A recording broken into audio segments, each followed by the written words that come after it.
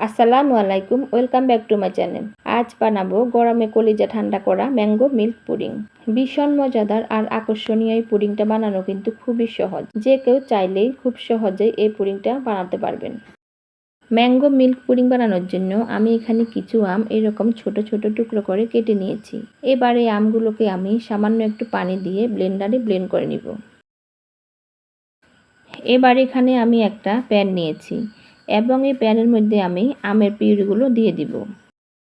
আমি আমের পিউরিগুলো মেপে দিচ্ছি, এতে করে মেজারমেন্টটা ঠিক থাকবে। এখানে আমার 1 কাপ আমের পিউরি হয়েছে। এবার দিয়ে দিচ্ছি 2 টেবিল চামচ চিনি। চিনিটা আপনারা আপনাদের পছন্দ মতো বাড়িয়ে কিংবা কমিয়ে দিতে পারেন। আমটা যেহেতু মিষ্টি, চিনিটা চাইলে নাও দিতে পারেন। এবার দিয়ে দিচ্ছি 1 চা চামচ আগার আগার পাউডার। এখন এগুলো খুব ভালোভাবে মিশিয়ে নিব।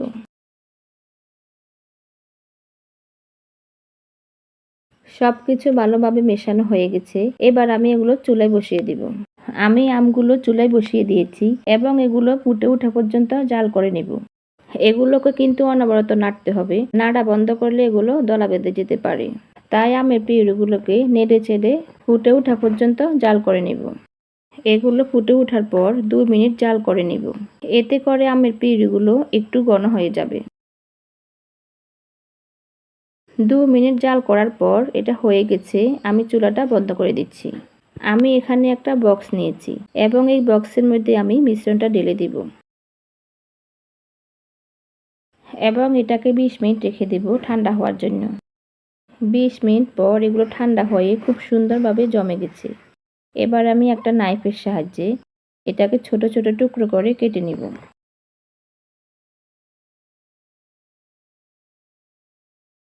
এবার একটা স্প্যাচুলা দিয়ে এগুলোকে উঠিয়ে নিচ্ছি।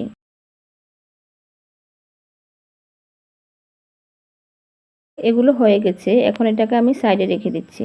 আমি আবারও প্যানের মধ্যে দিয়ে দিচ্ছি 2 কাপ লিকুইড দুধ।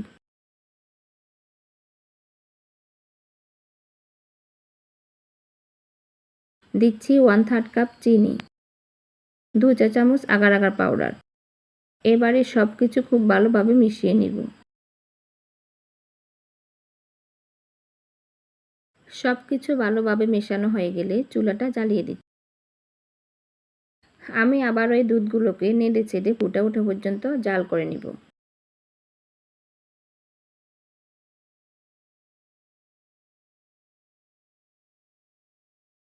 এবং ফুটে ওঠার পর দুধগুলোকে 2 থেকে 3 মিনিট জাল করে নিব।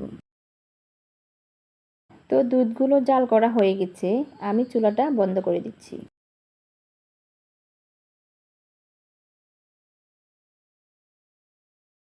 এবার যে পাত্রে পুডিংটা বসাবো সেই পাত্রে আমের জেলোগুলো দিয়ে দিব।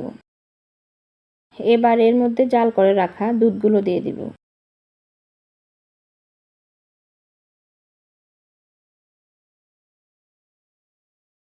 এখন আমি এটাকে ঠান্ডা করে নিব এবং ঠান্ডা হওয়ার পর পুডিংটাকে 1 ঘন্টার জন্য নরমাল ফ্রিজে রেখে দিব। এতে করে পুডিংটা খুব সুন্দরভাবে সেট হয়ে যাবে। তো 1 ঘন্টা ফ্রিজে রাখার পর আমি পুডিংটাকে বের করে নিয়েছি। দেখুন এটা খুব সুন্দরভাবে জমে গেছে। এবার একটা নাইফের সাহায্যে পুডিংয়ের চারপাশটা একটু আলগা করে নিব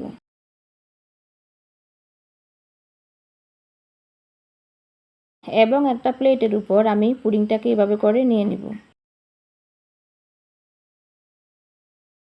মাশাআল্লাহ, দেখুন পুডিংটা দেখতে কতটা সুন্দর হয়েছে। এবারে সুন্দর পুডিংটা আমি আপনাদের সাথে কেটে শেয়ার করছি। দেখুন এটা দেখতে যেরকম সুন্দর হয়েছে, খেতেও কিন্তু অনেক মজা হয়। বাচ্চারা তো এটা পছন্দ করবেই, বড়রাও কিন্তু এটা অনেক পছন্দ করবে। চাইলে আসছে ঈদে ডেজার্ট হিসাবে এই ম্যাঙ্গো পুডিংটা বানাতে পারেন। তো আমার আজকের এই পুডিংয়ের রেসিপি যদি আপনাদের ভালো লাগে তাহলে লাইক, কমেন্ট, শেয়ার করবেন। আর আমাকে সাপোর্ট করার জন্য প্লিজ আমার চ্যানেলটাকে সাবস্ক্রাইব করে সাথেই থাকবেন। আল্লাহ হাফেজ।